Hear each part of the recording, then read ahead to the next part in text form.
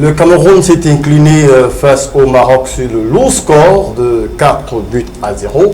Une douche froide que les Camerounais ne sont pas sur le point de aussitôt, alors que l'UEFA vient de suspendre pour 12 mois le gardien de but de l'Ajax Amsterdam, André Onana. Mesdames, bonsoir. Messieurs, bonsoir et bienvenue à nouveau sur Reflet d'Afrique Télévision. Nous vous accueillons fièrement dans la capsule des sports. On va tour à tour essayer de comprendre la préparation d'avant-match de ce demi-finale Cameroun-Maroc et revenir sur les soubresauts qui ont jonché autour de ces rencontres. Et je reçois, comme à l'accoutumée, Savio Ngassa. Bonsoir. Bonsoir Eric. Comment tu vas? Non, je vais plutôt bien, vous pouvez le constater. Je pense que pour celui qui me regarde à la maison, peut voir que je vais bien. Donc, pour respirer sport. Oui, je respire sport, surtout que les journalistes ce jour étaient confiés à un grand moment, la clôture bien sûr d'un tournoi Lito Foot. D'accord. Qui a drainé pas mal de monde, les hommes de la presse, nous étions là et c'était plutôt bien. Dans ce championnat qui a réuni bien sûr les hommes de médias, la Dream Team de la Confédération africaine de football et surtout qui était organisé par la JSC Littoral. Donc c'était un grand moment où on a profité pour vraiment échanger autour du football et échanger même sur le terrain. Et aujourd'hui, vous pouvez voir la joie qui m'anime. D'accord, on essaiera de comprendre avant comme ça, de mettre le pied sur le paillasson, la quintessence de ce rendez-vous des hommes de sport. Et on salue également l'habituel, il devient déjà très habituel, Martin Vinandongo, avec qui on va essayer de comprendre. Malgré le sourire qui est un peu serré, cette douche bien froide que le Cameroun a reçue. Bonsoir. Bonsoir à tous les téléspectateurs. C'est vrai que nous avons la mine un peu triste dû au fait de cette lourde défaite face à l'équipe du Maroc. Mais on espère qu'on va pouvoir se relever et terminer le championnat de la plus belle des manières. Restons avec vous, Martin, tout de suite, parce que les questions de comprendre, parce que tous les Camerounais se posent la question de savoir qu'est-ce qui n'a pas marché. Comme on le dit habituellement, on a quand même vu un Cameroun qui s'évolue très rassurant jusqu'à la qualification demi-finale. Mais à quelques heures du match, on a vu voir certaines activités qui nous donnent de croire que le Cameroun est sur son territoire et que forcément le lion de la forêt dense, le lion de la savane de Yagua et de Marois, et pourquoi pas d'Amchili, pourra damer le pion le long de l'Atlas. Alors, pour faire cette analyse de cette débâcle de l'équipe du Cameroun à Limbé, je vais parler de l'avant, pendant et l'après. Quand on va parler de l'avant-match, on disait déjà ici mercredi que le Maroc nous menait 1-0 sur le plan de la communication. Oui, et ça, on a vu que comme ça, c'était une petite provocation qui avait été faite déjà de la matinée de ce jour où le coach, le Marocain, a décidé de s'exprimer uniquement en arabe, ce qui n'a pas trop plu à ton reculé. La pression a marché? Oui, la pression a marché parce qu'au sortir de cette conférence de presse, on peut mettre à l'épreuve ou à défi tous les journalistes qui étaient présents d'expression anglophone ou francophone. Personne n'avait rien tiré. Si personne n'avait rien tiré, on ne savait pas ce que le Maroc allait nous proposer. Donc, je veux dire qu'avant match, le Maroc déjà nous menait. Maintenant, dans le camp camerounais, est-ce qu'on a préparé ce match de la meilleure des manières? Je dirais aujourd'hui que le Cameroun n'a pas suffisamment, le staff et la délégation camerounaise n'ont pas mis toute la sérénité qu'il faut dans ce genre de match couperet qui vous donne un ticket pour la finale. Maintenant, pendant le match, tout ça s'est répercuté parce que nous avons vu une équipe marocaine en place tactiquement. C'était une leçon tactique de la part du coach Ossine Amatou, je crois. Ossine Amouta. Ah, voilà, Amouta, merci. Vous avez vu l'engagement avec lequel les Marocains qui sont réputés très techniques ont pu mettre. Ils étaient présents en termes d'intensité et d'impact au milieu du terrain. Et la personne, tout le symbole de cet engagement que le Maroc a pu mettre, cette pression à l'équipe du Cameroun, se nomme Amamer, vous voyez. Oui. Oui, Amamer, Mohamed Ali, Amamer, Bemamer, voilà. Voilà. Bamamer. Voilà. Mais il y a une question quand même qui revient à préoccupation parce que c'est pour les Camerounais. Pour ceux qui essaient de discuter l'actualité de bout en bout, ils disent que la contre-performance de l'équipe du Cameroun est due à un manque de préparation.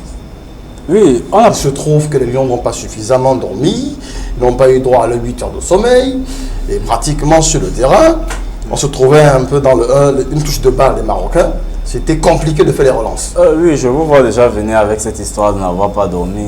Déjà, le match pas moi qui avec. Ce sont les Camerounais. Déjà, le match face à la RDC, il y avait déjà cette information qu'il y a eu une messe de minuit. Je pense que la Fédération camerounaise de football a corrigé le tir en faisant une messe à Mondo Vision, je crois sur le site de la FECAFOOT. Oui. FECAFOOT officiel, on a plutôt vu une messe avec un prêtre. C'était comme pour dédouaner déjà et faire toute suspicion. Voilà, toute suspicion. D'accord. Donc vous voyez maintenant, sur le plan tactique, je me dis également, c'était tellement clair, le Cameroun n'a pas préparé cette rencontre au moindre détail. Si je prends un exemple pour illustrer ce que je dis, je vais prendre les 2 dernières confrontations du Cameroun face au Maroc. Et les deux, c'est notre match amical contre l'équipe du Maroc en 2018 avant le CHAN. Oui. Ils nous ont roasté de la même manière que mercredi. C'est-à-dire à la première mi-temps, les carottes, la messe était déjà dite. Dites, passé à la 45e minute, voilà. On était déjà à 2-0, c'était cuit. On avait déjà montré toutes nos lacunes ce jour. Là, c'était la bande d'Arigo-Besson. Plus loin, en 2018, lors des qualifications pour la CAN 2019, là maintenant on parle des équipes A, on a vu un Maroc qui a mis un pressing intense à nos Lions. Lors de cette rencontre-là, le score se termine par 2-0. Donc, moi je me dis, Ntungu Pile n'est pas rentré dans, dans ces méandres. Qu'est-ce qui a permis, ou quelles ont été les causes de ces différents débâcles-là?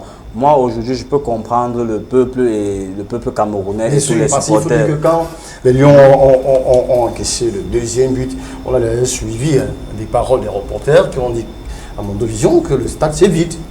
Oui, c'était visible. Grosse colère, grosse déception. Oui, grosse colère, grosse déception parce que les Lions ne nous ont rien donné, ils nous ont rien mis sous la dent pendant 45 minutes. Au contraire, on était toujours en train de courir derrière le ballon. On voyait un pressing intense, une aisance technique, une justesse dans les passes, la circulation du ballon, n'en parlons même pas, ou l'occupation des espaces. Le Maroc était tellement... Vous l'avez dit la dernière fois, c'est qu'il fallait éviter exactement de gros espaces. Oui, mais si vous regardez les 2 derniers matchs du Cameroun face au Maroc, ces 2 dernières rencontres, chaque fois qu'on est allé jouer au Maroc d'égal à égal, ça veut dire qu'on les regarde, on est pas assez humble pour reconnaître que techniquement et tactiquement, ils sont plus aguerris que nous. Ça a toujours donné ça. Donc pour moi, je me dis, j'ai un peu essayé de fouiller et de remonter un peu à quand datait un tel massacre au niveau des équipes nationales, et ça remonte à très loin. Je me rappelle, je crois que c'est un match à plus de 4 buts d'écart des Lions indomptables. Ça remonte à, je crois, en compétition officielle, ça remonte à 1994 avec la Coupe du Monde où le Cameroun prend 6 buts à 1 avec les buts de Salenko. Donc je peux comprendre pourquoi cette nouvelle génération de supporters qui est la majorité de la tranche des populations qui est entre 15 et 35 ans, est tellement en colère. Donc parce qu'on n'avait pas vu ce genre de choses depuis longtemps. On a apprécié jusqu'ici à Choqueredo, mais curieusement, c'est lui quand même qui est l'auteur de ce premier but qu'on encaisse, une balle mal relancée. Qu'est-ce qu'il n'a pas donné? Ben écoutez, donc on vit en ce but un signe de défaite potentielle.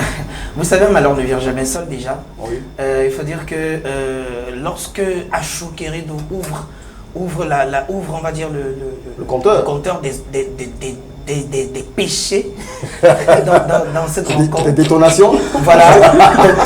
Du coup, surtout que c'était un ballon qui était facilement gérable, mais on n'a pas trop compris. Je pense que là, avec la pression que l'on avait déjà, et lorsque l'on regarde le début de match, on voyait déjà qu'il y avait des signes avant-coureurs. Alors, cette erreur d'Achou Keredo est juste venue confirmer le bon début de match des Marocains. Ensuite, ça ne perd pas le temps. Je pense 10 minutes plus tard, on a presque la même erreur, je vais dire même avec la défense on a carrément donné, je dirais, ces buts-là. Pourtant, une défense qui jusqu'ici a été appréciée. Ben voilà, mais écoutez, là, on avait affaire à une attaque différente.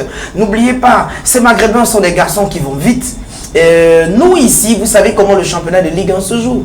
Donc, ça joue très lentement. Et ce qu'on avait oublié, c'est que dans ces genres de matchs, également contre les Lions de l'Atlas, des erreurs comme ça, des erreurs d'inattention, on devrait les payer cash. Et c'est ce qui s'est passé. Et je pense, j'avais donné, lors de la dernière émission, j'en parlais, de cette défense qui, pour moi, à mon goût, était fébrile. On a également constaté que le seul changement tactique opéré par Tungu Pile n'a rien donné. À savoir, le seul joueur, à savoir Yankam qui est rentré dans ce match. Pourtant, j'ai dit que c'est un joueur qui est en forme, il est ensemble. Mais bon, on a le tort de le mettre juste à ce moment du match là. Mais bon, la réalité, c'est qu'on était face à une équipe joueuse, une équipe qui n'était pas venue. Non, qui n'était pas venue faire la balade de santé, qui n'était pas venue même négocier. Quand tu regardes le Maroc jouer, tu sens que c'est une équipe qui avait un seul objectif. Et l'objectif reste toujours, c'est le trophée. C'est quand ils prendront le trophée qu'ils seront calmes. Peut-être vous qui cherchez les informations, vous qui cherchez les aiguilles dans les boîtes de foin des Marocains, vous saurez ça après qu'ils aient gagné le trophée. Du tout. Mais il y en a qui pensent aussi, Savio, que le Maroc est au-dessus de la compétition. Est-ce que c'est tort de le penser? Non, c'est pas tort de le penser. Ils sont préparés pour ça. N'oublions pas que l'équipe du Maroc, l'équipe nationale du Maroc, les Lions de la classe A, je parle des A, oui. C'est vrai qu'il y a des joueurs qui évoluent sur le vieux continent, je parle du pays, des pays européens, mais quand tu regardes cette équipe, on essaye de faire avec des joueurs qui sortent de la Botola Pro, qui est le naming bien sûr du championnat marocain. Donc, quand tu regardes les 23 parfois qui sont appelés, tu vois qu'il y a par exemple des joueurs comme Ayoub El Kabir, il y a des joueurs forcément qui sortent du Raja, du WAC, qui sont des joueurs d'office sur qui on compte. Mais regardons un peu notre équipe nationale. Regardons un peu.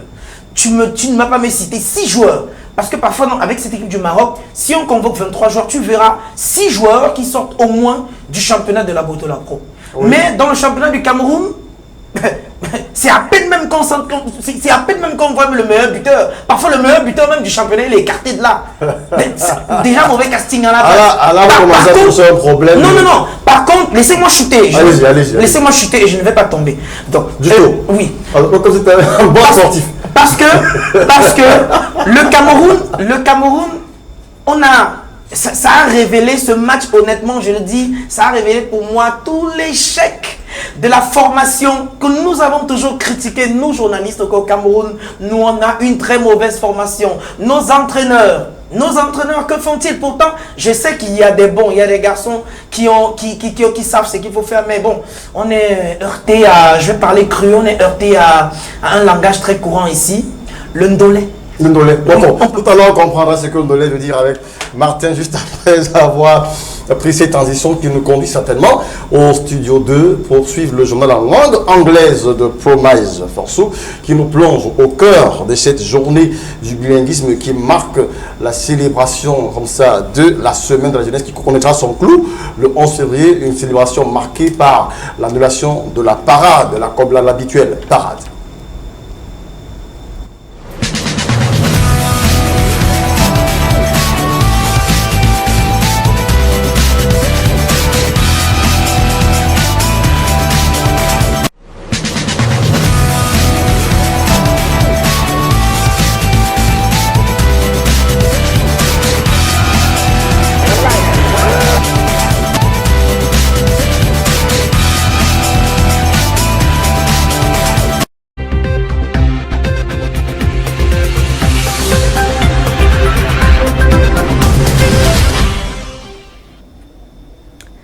Good evening, ladies and gentlemen. From Tor, the location of the Palace of the Mendankwe people, we bring what are making news in Africa, the headlines.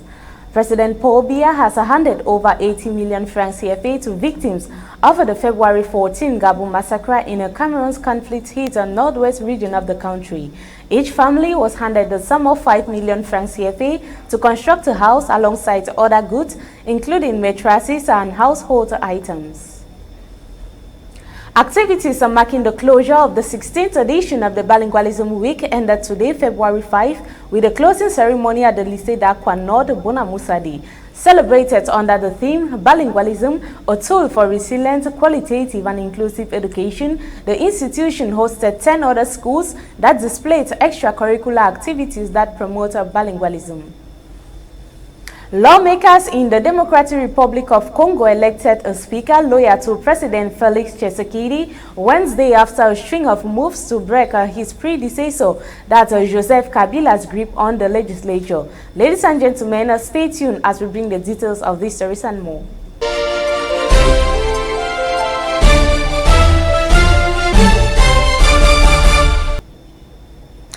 Good evening once more and welcome back. President Paul Biya has handed over 80 million francs CFA to victims of the February 14 Gabu massacre in Cameroon's hit northwest region of the country. Each family was handed the sum of 5 million francs CFA to construct a house alongside other goods including mattresses and household equipment, as are detailed in this report. A kind gesture. At first sight, many interpret the gift as another antic by the regime to keep dissenting voices mute over the poor treatment given victims of the massacre carried out by the country's own armed forces. Initially denying responsibility for the massacre, the government later swallowed her words after a commission of inquiry established that the horrific act was carried out by soldiers and members of a local vigilante believed to have been settling scores over an earlier disagreement with the Ngabu people. After much pressure from the national and international community, the trial of 3 security elements accused of partaking in the massacre started on December 17, 2020 and is still ongoing. So far, the government has set up a military base in the locality, a move appreciated by many, even though others say it rather evokes horrific memories of the incident, given that it was carried out by men in uniform. President Paul Biya envoy to Ngabu yesterday was the Northwestern Governor Adolphe Lele Lafrique,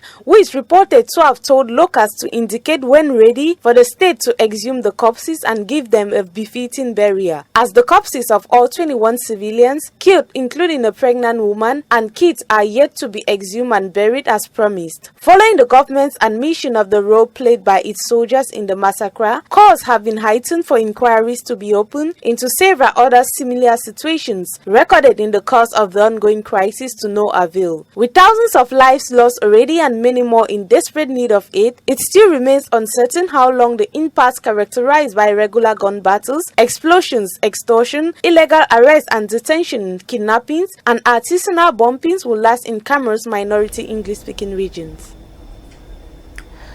The Minister of Youth and Civic Education, a president of the organization of the Youth Festival, Moana Futsu, has signed a press release today, Friday, February 5, 2021, indicating in which he informed that the Great Parade of the 55th edition of the National Youth Day, which is celebrated on February 11 of each year, will no longer take place throughout the national territory. This following the failure to observe barrier measures during certain large-scale events and the subsequent risks of a resurgence, and also scale events and the subsequent risks of a resurgence and a spread of the coronavirus pandemic. He also signified that only the activities of the youth village will reduce mobilization, will continue to take place in physical meetings and in strict compliance with barrier measures to stop the spread of the virus.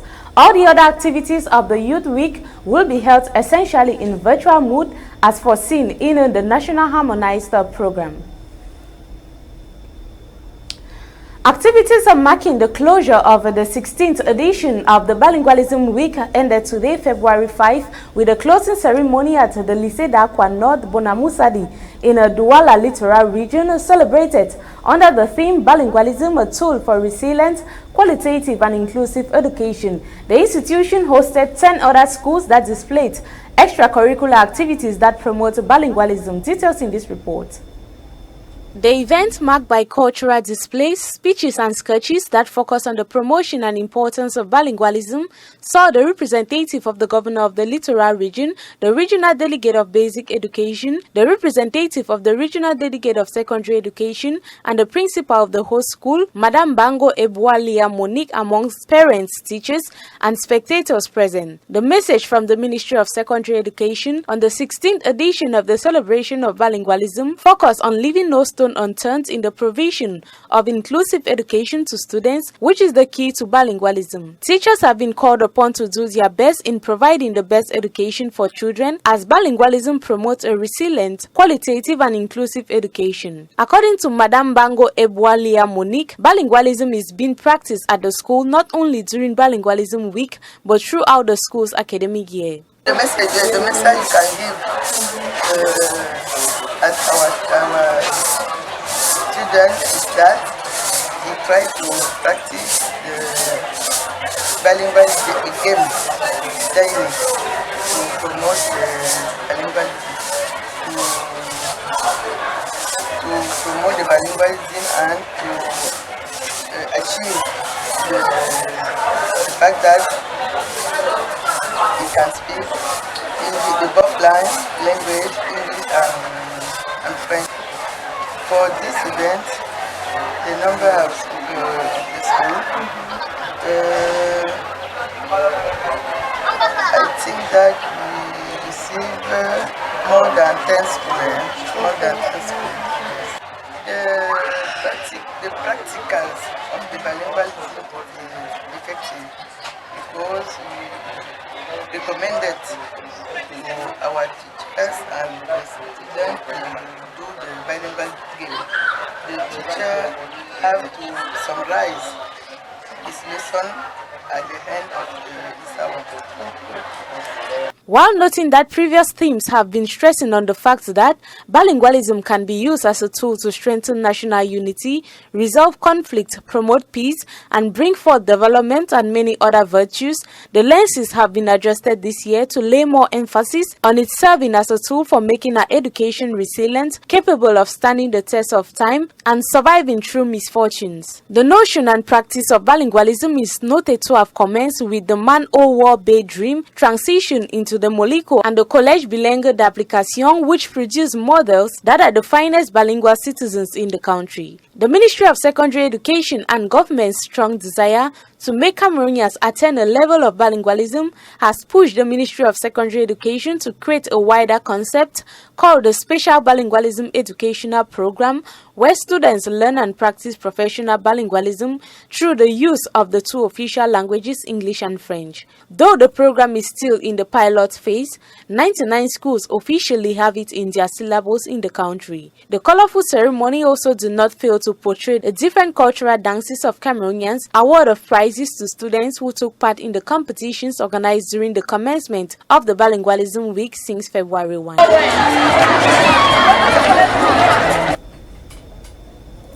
Lawmakers in the Democratic Republic of Congo elected a speaker loyal to President Felix Tshisekedi Wednesday after a string of moves to break his predecessor Joseph Kabila's grip on the legislature. Almost 400 of the 500 members supported Christophe Mboso, the National Assembly's oldest member at 79, who left Kabila's FCC party in December to rally behind Tshisekedi. The election follows the ousting of former Speaker Jeanine Mabunda 3 weeks ago and the resignation of Prime Minister Sylvestre Ilunga Ilunkamba last Friday following a censure motion in Parliament. Both belong to the camp of Kabila, who was succeeded 2 years ago by Tshisekedi, but kept a grip on power via supporters in Parliament. On Tuesday, a similar censure motion was filed against Senate Speaker and Kabila Ali Alexis Twamba Mwamba by a majority of the upper house's members. Tshisekedi renewed a bid to utter Kabila's camp from a Democratic Republic of Congo's institution was launched on December 6, 2020, when he announced the end of a coalition with the former president's supporters. Tunisia's President Kais Saied has stood firm in his opposition to a cabinet reshuffle, suggesting he would not let the 11 new ministers take the oath of office. Tunisia's parliament last month had approved a cabinet reshuffle that deepened the conflict between the prime minister and the president, Kais Saied. President Kais condemned the absence of women among the new ministers and said some likely new cabinet members may have conflicts of interest. This comes as the COVID-19 crisis is weakening an already battered economy. In 2020, the economy was at a low ebb and shrank by more than 8%. Amid the cabinet reshuffle last month, hundreds had gathered outside the parliament over social inequality and police abuses. Ladies and gentlemen, thank you for your keen attention. We continue with La Capsule de Sport, and remember, another edition of information comes up at exactly 8 o'clock. That's Le Journal de 20h. Stay tuned and have a great weekend.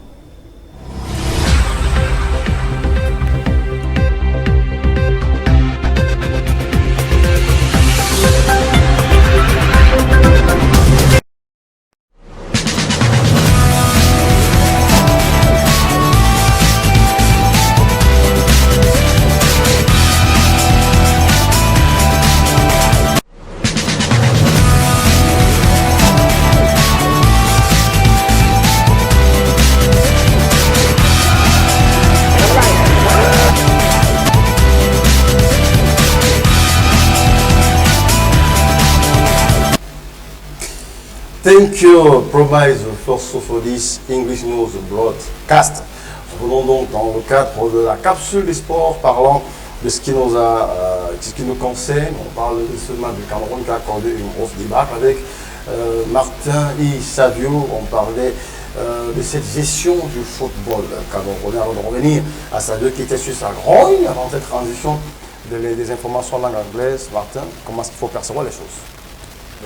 Non, il faut dire, je suis tout à fait d'accord avec. Parce qu'on n'a pas reconnu un Cameroun, on a vu un Cameroun au bas de l'échelle dans cette rencontre-là. On n'a pas compris ce qui s'est passé. Oui, on avait en face un rouleau compresseur. C'est un Maroc, je dis encore, le Maroc, je crois que l'objectif du Maroc est de conserver, voilà, est d'être la première nation à conserver, à gagner 2 fois ce titre. Oui. Je pense que ils sont en bonne voie. Oui, ils sont en bonne voie parce que sur ces 3 derniers matchs du Maroc, je crois qu'ils sont à 12 buts. 12 buts, oui. 12 buts marqués, donc ça veut dire qu'on a lâché, les chevaux sont déjà lâchés. Je ne sais pas qui va les arrêter. On pensait que le Cameroun pouvait faire quelque chose, mais pouvait rivaliser d'adresse avec eux, mais ça a été vraiment une rouste que nous avons eu à prendre. Et je reviens encore sur l'aspect purement tactique. Le Cameroun n'aurait pas dû ouvrir le jeu parce que tactiquement nous ne sommes pas bons. On peut le faire avec des pays de l'Afrique noire. Est-ce qu'on a l'impression quand même que le Cameroun a bien pris la peine d'étudier l'équipe du Maroc avant la compétition? Parce qu'on a quand même vu un Cameroun, RDC, où ça s'est joué, où on a quand même pris la peine d'étudier l'adversaire. On a l'impression qu'on est allé comme ça dans cette demi-finale sans toutefois trop peser. Non, toutefois trop considérer même l'adversaire qui pourtant est dangereux et intrépide. Oui, il fallait simplement regarder les différentes rencontres qui allaient se succéder. C'est la question d'ailleurs que le commandant s'est posée. Est-ce qu'on a même pris la peine de regarder les matchs du Maroc? Voilà, parce que quand vous regardez un peu tout ce que nous avons eu à produire, on se rend compte qu'on est resté dans l'euphorie de la victoire, d'avoir traversé pour une première fois les quarts de finale. Avec tout le ramdam qu'il y a eu dans les hôtels et dans les différentes délégations, toutes les félicitations qui venaient depuis la est-ce que quelque part ça n'a pas été une grosse distraction quand même? Vous êtes à une phase de demi-finale, tout le monde s'amène, tout le monde touche aux joueurs. On se rappelle quand même que dans la logique du football, à quelques heures, dans quelques minutes de la compétition, on n'a plus accès aux joueurs. Oui. On les laisse se concentrer. Moi, je suis totalement d'accord. C'est de la pure distraction. Et moi, j'accuse ceux qui mettent ça sur la place publique. Parce que certaines choses aussi peuvent se faire et rester, et les images restent en interne. Bien sûr. Parce que je le dis encore, et je le disais en off à Savio, mais est-ce que vous avez une image de la délégation marocaine, à part tout ce qui concerne le jour du match? Bien entendu, on n'en a pas. On n'en a pas. Vous n'êtes pas sûr qu'ils ni avant, ni après le match, ni dans les célébrations, voilà. Ils restent concentrés. Voilà, vous n'êtes pas sûr qu'ils ont reçu, que l'ambassadeur est allé dans cette délégation-là, transmettre les félicitations du roi. Non, on n'est pas sûr, parce que personne n'a eu à voir les images. Oh, nous, dès qu'il y a tout le monde s'amène, on filme, ça passe à Mondo Vision. C'est vrai que c'est aussi une kermesse, c'est aussi ça le football, l'avantage d'organiser une compétition. Oui, mais de trop ça distrait. Mais de trop ça distrait parce que le staff technique, je le redis encore et je le pointe un doigt accusateur sur eux, ils n'ont pas suffisamment travaillé les aspects tactiques de ce match. Si on peut nous démontrer, si je vais démontrer un peu ce que je suis en train de dire. Je prends par exemple sur le site de la CAF, il y avait un duel de meilleurs joueurs, c'est-à-dire de notre côté c'était Ako Assomo et de leur côté c'était Soufiane Raimi. Vous avez vu comment Ako Assomo a été muselé, c'était des prises à 2. Donc dès qu'il veut prendre le ballon, on ne le laisse pas se retourner, il y a des prises à 2. Et quand on regardait même globalement, le Maroc jouait densité, on appelle ça en football densité côté ballon. Oui. Donc dès que le ballon allait du côté d'Assomo, tu vois, il basculait totalement et on se retrouvait avec des Marocains qui occupaient tous les espaces. Ils ont coupé toutes les lignes de passe. Ouais. On est obligé de faire soit une passe latérale, soit une passe horizontale, soit une passe en retrait. Oui. Et c'est ce genre de passes qui ont causé ce but que Soufiane nous vole, parce que étant Mengombe, il a 2 options. Il n'y a rien devant lui, il ne peut pas verticaliser le jeu. Soit il envoie la balle à Mbanga, soit il passe le ballon à Achou Kerido. Donc Or, de maintenant, du côté...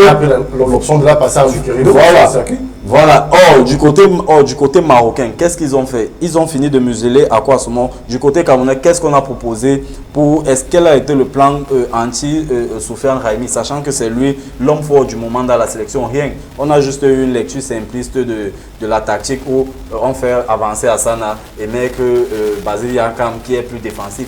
Or, on se retrouvait toujours avec des 1 contre 1, avec des espaces un peu partout. Et Raimi a fait ce qu'il voulait durant cette rencontre. Il n'y a jamais eu une couverture, il n'y a jamais eu un quadrillage de mettre un peu Soufiane Raimi dans des mauvaises conditions. Il a joué simple. Il n'a pas forcé son talent. D'accord. Du Maroc, au sortir de cette rencontre, je dirais même que c'est l'un des matchs les plus faciles. D'accord. Du Maroc. On a même l'impression, Savio, que c'était pas vraiment un match demi-finale. On a l'impression que c'était plutôt d'un match amical quand on jouait littéralement une demi-finale. Mais parce que ça se ressentait, il n'y a pas eu de préparation, il n'y a eu rien du tout. Et il y a eu tout, sauf une riposte. Il n'y a eu que le Maroc. Est-ce que le Cameroun pouvait riposter d'abord pour avoir une riposte? Comment? Je ne vois même pas. Honnêtement, je ne vois même pas. Oui. Mais avant de répondre à ta question, je voudrais un peu revenir. Tu as un fait. Voilà, sur un fait que mon très cher Martin a dû souligner. Permettez que je défende un peu la presse. Oui. Vous n'allez pas nous accuser, de pouvoir être des gens qui ont une information et ne donnent pas au peuple camerounais, certes. Tout dépend de l'information. Moi, je pense. Non, écoutez. Je pense qu'il s'agit de l'éducation. Oui. Les Marocains ont leur éducation côté presse et nous avons le nôtre. Vous savez, dans cette équipe nationale, on a été tellement floués et parfois trompés par nos dirigeants ou au point où peut-être je me dis que c'est pour ça que la presse a adopté, c'est-à-dire cette stratégie de donner des infos minute by minute, quel qu'en soit ce qui se passe, de lâcher les infos à tout moment. On a été, il faut le dire, les Camerounais ont été parfois très trompés au point où on s'est dit il fallait surveiller tout ce qui se passe. Mais la question se pose maintenant. Est-ce que le fait de vouloir donner les informations en temps réel, seconde après seconde, à un moment donné, n'interviennent pas aussi comme ils font des distractions? Parce qu'on a quand même assailli les joueurs, il n'y a pas de repli. C'est tout le monde qui s'amène, c'est tout le monde qui félicite, c'est tout le monde qui donne des primes, des cadeaux. Est-ce qu'à un moment donné, ça n'a pas donné de la grosse tête à ces joueurs-là? Non, c'est pas la faute. On ne va pas reprocher ça. C'est la question que je pose. Parce qu'à un moment donné, il n'y a pas eu de la grosse tête. Oui, forcément, il y a eu chopage de melon. Oui. Ça, c'est clair. Il y a eu chopage de melon, mais je dis à un moment donné, il y a eu des gens qui n'ont forcément pas fait leur boulot. C'est-à-dire que du protocole jusqu'à même l'encadrement technique, il y a des gens forcément qui n'ont pas fait leur boulot. D'accord. Donc, d'où ce résultat piteux, pour revenir au terrain, d'où ce résultat justement piteux, où on a eu une équipe qui n'a même pas réagi. Il y a une équipe qui subissait plutôt pendant toute la rencontre. Mais, Martin, on sait quand même que sur d'autres cieux, parce qu'on va emprunter un peu le jargon, sur d'autres cieux, on laisse d'abord les gens jouer. C'est pas qu'on ne leur promet pas quelque chose, mais ils jouent d'abord pour la cause de la patrie. Et chemin faisant, au bout de la rencontre, on leur accorde la reconnaissance qui leur est due. Est-ce que quelque part, ça n'a pas aussi... Ça n'a pas été ce trop grand trapas sur lesquels on a concentré la performance et puis maintenant on est passé à la plaque? Parce qu'on a l'impression que l'équipe comme avec beaucoup de promesses, beaucoup de garanties sur lesquelles elle s'accrochait à la dite équipe. Et à la fin, on n'a pas gardé l'œil ouvert sur la rencontre. Je vais répondre ma question. Ma réponse sera à double volet. Premier volet, c'est qu'il fallait motiver ces joueurs. Oui. Et la meilleure motivation pour des gars qui criment et qui n'ont pas suffisamment d'argent en club durant toute l'année, ce sont les finances. Donc c'était l'un des carburants avec l'esprit patriotique qu'il fallait toujours souffler à ces jeunes. C'est vous devez défendre la patrie, vous êtes des militaires, vous êtes en guerre. Et maintenant, on ajoute derrière à ça. C'est là ce que tu as dit, que nous le considérons comme une armée. Voilà, donc, et maintenant, il faut entretenir l'armée. Donc, c'est-à-dire des primes à tout va et tout. Donc, constamment, leur promettre quand même qu'il y a de bien meilleures choses à chaque fois qu'ils vont avancer. Mais maintenant, globalement, cette question aussi, elle a cependant que en amont, avec les équipes nationales A, vous-même vous connaissez les problèmes des primes qu'il y a toujours eu. On connaît d'ailleurs plusieurs qui ont dû quitter cette équipe à cause de cette épineuse question qui souvent n'a pas trouvé de solution. Voilà, où les fonds ont pris des voies non indiquées. Voilà, donc, et raison pour laquelle je crois qu'il y a tout un décret ou une loi dessus qui dit avant chaque compétition, les joueurs, l'encadrement technique, et le ministère de la FECAFOOT s'asseye pour discuter des primes, de ce que chacun doivent être définis. Voilà, doivent être définis. Je crois qu'il y a un texte dessus. Donc ça veut dire qu'au moins le Cameroun devait avoir le CHAN on a le CHAN en janvier, février. Ça veut dire qu'au minimum en juin, on devait déjà savoir ce que ces gars allaient avoir. Oh, en juin, on ne sait même pas. En juin, on ne sait même pas s'il allait avoir le CHAN parce qu'on est en pleine Covid. D'accord. Voilà. Bon, maintenant, posons une question. Côté staff, qu'est-ce qu'il faut retenir? Qu'est-ce qui doit être corrigé? Parce qu'il se trouve que la grosse question de ce CHAN, de la gestion de l'équipe du Cameroun, s'adresse au staff, à l'équipe technique. Qu'est-ce qu'il devrait comprendre? Premièrement, il devait comprendre que le nombre ne fait pas forcément la force parce que dans ce staff, à part Tongopele, il y a 2 autres adjoints qui sont des entraîneurs de première division. D'accord.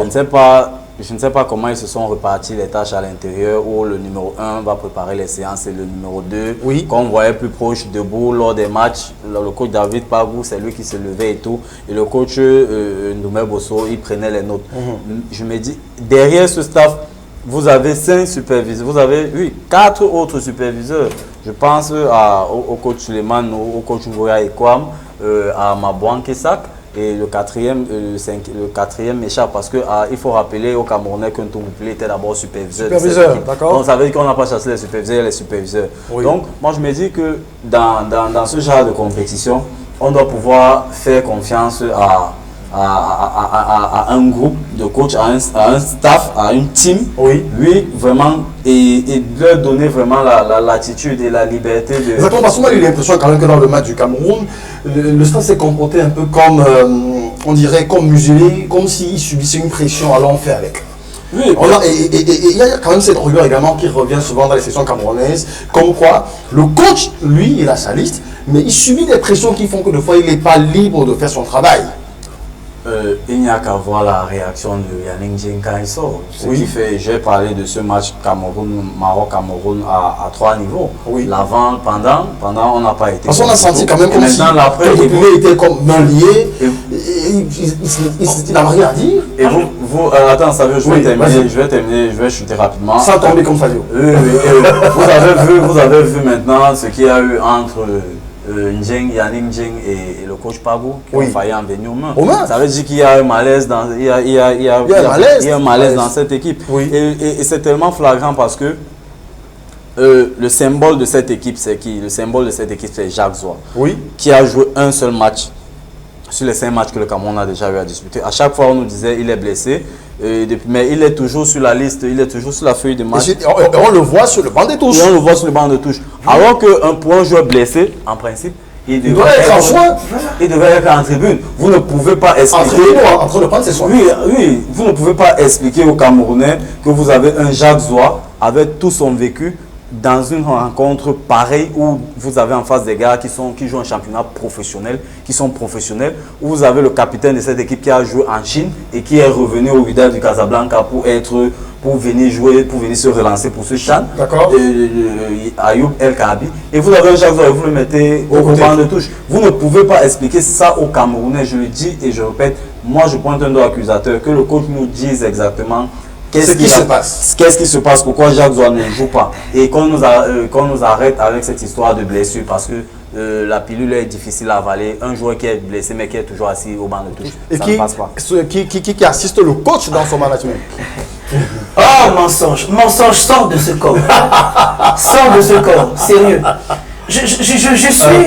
Vous êtes devenu le prophète. Non, franchement, je suis... Qui ment à qui, pardon? Je pense que les dirigeants, les dirigeants, je ne sais pas, ils nous manquent depuis le début, ces gens, ils nous manquent depuis le début. Je vais vous dire, on ne peut pas avoir des garçons, des messieurs comme des Ngoya Ekwam fils qui connaissent ce championnat du Cameroun, quiconque, qui ont été à chaque fois appelés en équipe A, dont les services ont été sollicités. Oui. On ne peut pas avoir une direction technique qui est... donc, il y a des gens, des messieurs comme monsieur Etienne Sonkeng, des garçons, des messieurs aussi comme Manga Ungene. Oui, Manga Ungene, voilà. Oui. Maintenant, on peut pas avoir tout ça. Oui. Et après, on vient nous dire, à chaque fois, nous pondre ce qu'on nous pond. Jacques Zoua, il est blessé. Il est blessé, curieusement, il est toujours sur la feuille de match. Arrêtons un peu. Arrêtons que justement tout ça s'arrête. Qu'on arrête de prendre des Camerounais pour des imbéciles. Parce que sérieux, on en est à ça. Le mensonge n'a finalement pas payé. Je vais revenir sur le match. Vous avez vu, quand on est en train de jouer, on est mené 2-0. Oui. Au lieu de faire rentrer des attaquants, de jouer à l'offensive, parce qu'à cet instant, tu vois, tu n'as rien à perdre. Il faut presser. Tu es dans une demi-finale. Mais contrairement, qu'est-ce qu'on fait? On met les défenseurs. Tout à fait. On rembourse et on met les défenseurs. Je me demande bien, à qui ça profite tout ça? On veut faire plaisir à qui quand on fait ce genre de choses? Posons-nous des questions. On ne peut pas mener 2-0. On est mené 2-0. Tu fais des remplacements. Tu fais des remplacements et tu mets des défenseurs. Soyons sérieux. Les Camerounais nous regardent en ce moment. Reflet d'Afrique est une télévision qui est écoutée de par le monde à travers... Il faut donner la bonne information. Voilà. Donc, de là, l'image, la bonne information qui donne le bon reflet. J'ai l'impression... Qui parle la réalité telle qu'elle est. Exactement. J'ai l'impression qu'on a pris des Camerounais pour des personnes qui ne sont pas intelligentes du tout. N'importe qui, même dans les interquartiers, c'est des choses basiques. Quand tu es mené dans un match comme celui-là, tu presses. Tu prends tous tes atouts, les meilleurs atouts que tu as. Et tu presses. Tu joues à outrance. Mais au contraire, c'est pas ça. On joue, allez, on fait des remplacements. On attend que un miracle forcément va s'opérer. Écoute, on a trouvé que le miracle est en défense. On trouve que le miracle est en défense. Je suis désolé. Moi, je dis, pour que les choses marchent, il y a beaucoup de choses à refaire. Il faudrait qu'on comprenne une chose. Ce fiasco n'est pas seulement au niveau de cette équipe qui est là actuellement. Ce n'est qu'une partie. Honnêtement, c'est une partie. C'est-à-dire qu'on doit refaire les choses au niveau de la formation. J'insiste dessus, la formation et des hommes qu'il faut à la place qu'il faut. La formation de nos footballeurs. Je pense qu'on a une équipe, on a l'ANAFoot, non? Mais que l'ANAFoot commence à se mettre au travail. Quelle est votre lecture du staff? Par exemple, la gestion des sélectionneurs, la communication entre tous, le sentiment que on a bien parlé, on a beaucoup parlé entre les différents entraîneurs.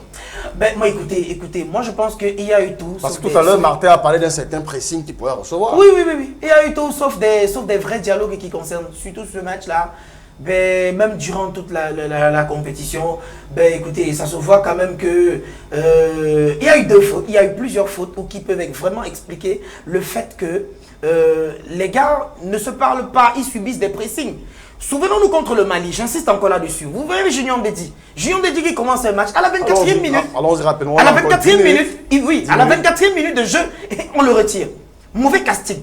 Et après, on nous ressort encore, vous avez vu la même bévue. J'ai l'impression que contre le Maroc, on reprend la même chose, on est mené 2-0 et puis on se contente de jouer, on se contente de prendre la décision. C'est-à-dire que c'est comme si on est venu, les dés étaient déjà pipés. C'est-à-dire que bon, les 2-0, bon, il faut seulement limiter la casse. Et pourtant, nous on est pays organisateur, nous on veut gagner le CHAN. Les Camerounais misent de l'argent pour ça. Mais quelqu'un vient nous servir des défenseurs à la place des attaquants alors que nous sommes menés. Moi j'ai dit, c'est 2 erreurs suffisamment graves pour dire que, pour changer ma vie, que finalement ce staff-là, il ne se parle pas. Il y a des pressions extérieures. C'est un secret de polichinelle. Peut-être aujourd'hui, on va me demander les preuves, mais pour moi, ces deux choses ou ces deux faits que j'ai cités, pour moi, démontrent à suffisance que voilà, il y a beaucoup d'improvisation et que le mal est grave. On va donc regarder rapidement avant le concours de la régie cet élément. Tu nous parles également de la suspension de ce gardien pourtant qui fait ses beaux jours dans la tanière des Lions de l'Ajax Amsterdam. André Onana, on va revenir là-dessus, qui pourtant prend des excuses de s'être trompé d'avoir consommé les tablettes de son épouse, mais qui est pris pour l'UEFA comme un phénomène de dopage. Alors, parler de l'affaire André Onana aujourd'hui, concernant le fameux dopage dont il est victime et la sanction dont il est accusé, la sanction qui est tombée 12 mois, faire ressortir entre guillemets, je le mets bien les guillemets, un manque de professionnalisme. Parce que des joueurs de ce calibre-là, des joueurs d'un certain niveau, de cette top club-là, ils connaissent un peu ce que c'est que la lutte que l'Agence mondiale d'antidopage fait. Ils sont très regardants là-dessus. Je ne vais pas accabler André Onana aujourd'hui. Je suis même de tout cœur avec lui comme tous les Camerounais parce que c'est notre gardien titulaire. Mais je dirais que ce genre de choses arrivent quand même constamment dans le sport.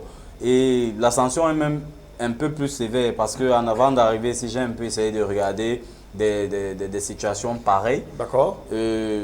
Lui, c'est sur un contrôle et il s'est présenté. Oh, je me souviens du boxeur français, champion olympique, Tony Yoka, qui ne s'est pas présenté à trois contrôles. Il a eu un an ferme.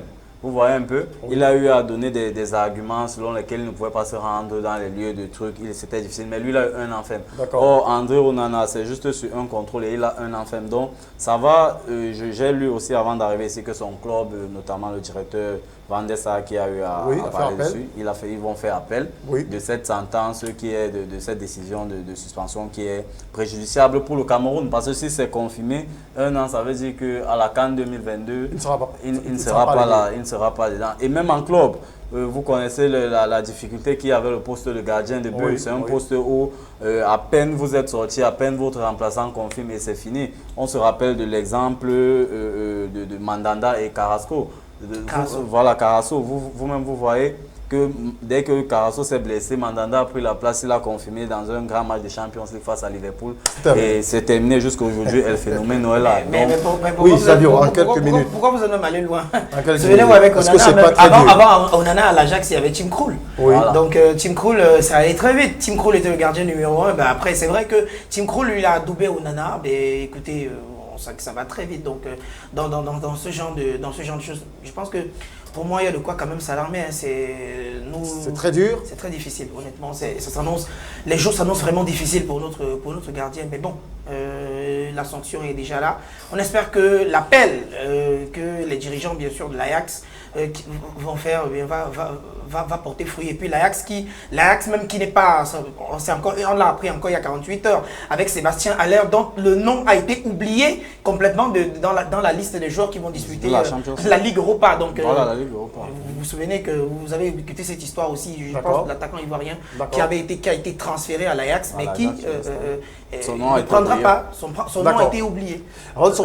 Un dernier mot, je veux rapidement aussi préciser que j'ai eu à suivre un docteur en pharmacie qui a bien précisé que le produit en question n'est pas un produit dopant. D'accord. Mais c'est un produit qui peut masquer certaines substances dopantes. Donc je pense que sur ce fait, si l'appel pourra aboutir.